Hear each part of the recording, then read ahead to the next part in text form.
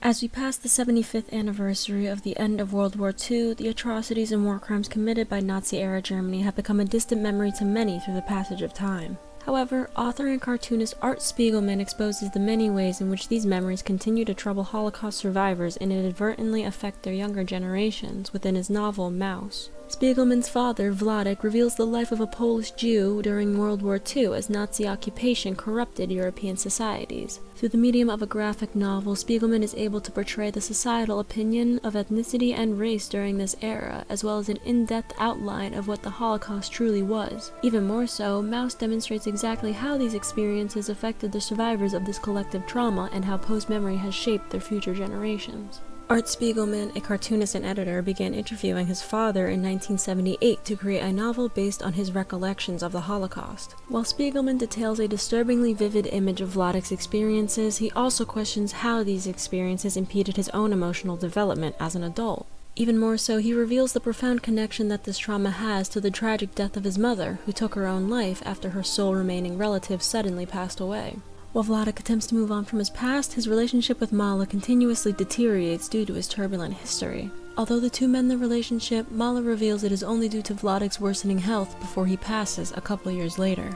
In the end, Spiegelman uncovers the impossibility of trying to make sense of such traumatic experiences and the remorse that these collective traumas pass onto younger generations. While this novel is a remarkable historical account of the destructive effects of genocide, Spiegelman's purpose was to also demonstrate how these experiences continue to shape the now, as revealed through his therapy session with Pavel. It is evident that many Holocaust survivors continue to carry the burden of their survival with them, as Spiegelman concludes that if other survivors are whacked up, it's in a different way from Wladek when attempting to make sense of his father's peculiar behaviors. While Pavel explains that Wladek's survivor's guilt may have been projected onto his son, Pavel also demonstrates the sorrow that many survivors feel in having survived such at-random circumstances rather than those who are as resourceful as Wladek.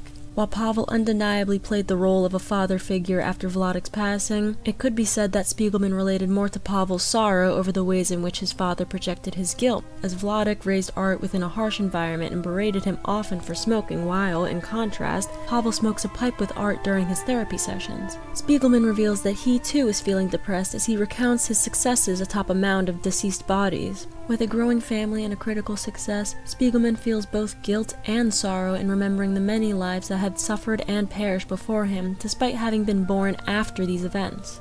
Even so, Spiegelman demonstrates the complex emotions associated with post-memory and the ways these memories can diminish one's mental health. In turn, this issue of mental health becomes a reflection of Anya's struggles prior to, during, and even after the Holocaust. After the birth of her first son, context alludes to Anya's postpartum depression, while multiple instances demonstrate the suicidal ideation that she struggles against throughout the entirety of the war. Throughout his novel, Spiegelman illustrates how these familial ties repaired his mother's mental health and that her sole surviving relative, her brother Herman, assisted Anya in continuing her life after the war. Spiegelman reveals this profound connection that Anya has for her family as Lolik volunteers for work instead of hiding with the rest, leaving Anya begging for her own death. While this was around the time Anya had lost her son, Spiegelman portrays to what extent Anya's family gave her a purpose to live, and how their death and separation gave her less of a reason to do so. Wladek's recollections expose just how many lives were lost through the Holocaust, especially within his own hometown, as all that is left of Anya's parents, the grandparents, her big sister Tosha, little Bibi, and Aravichu are old pre-war photographs that he kept stored in a box. It is undeniable that the guilt associated with having survived the Holocaust, in addition to the traumatic passing of her entire family, led to Anya's suicide. Pavel reminds Spiegelman that it is equally as admirable to have survived as it is to have perished, perhaps allowing Spiegelman to make sense of his father's guilt as well as the sudden and traumatic death of his own mother. Art Spiegelman and many others are a part of this generation of post-memory as they struggle to comprehend the traumatic experiences of the previous generation. Marianne Hirsch describes the ways in which these newer generations such as Spiegelman live in the shadow of the Holocaust, as those who have been directly affected by collective trauma inherit a horrific, unknown, and unknowable past that their parents were not meant to survive, and are left to interpret these experiences by themselves. While Spiegelman admits to his wife that he cannot make sense of his relationship with his father, as he cannot even make any sense out of Auschwitz and the atrocities of the Holocaust, both Hirsch and Pavel demonstrate that Spiegelman's problems most likely stem from the feelings of loss and nostalgia that are associated to the familiarity of such situations.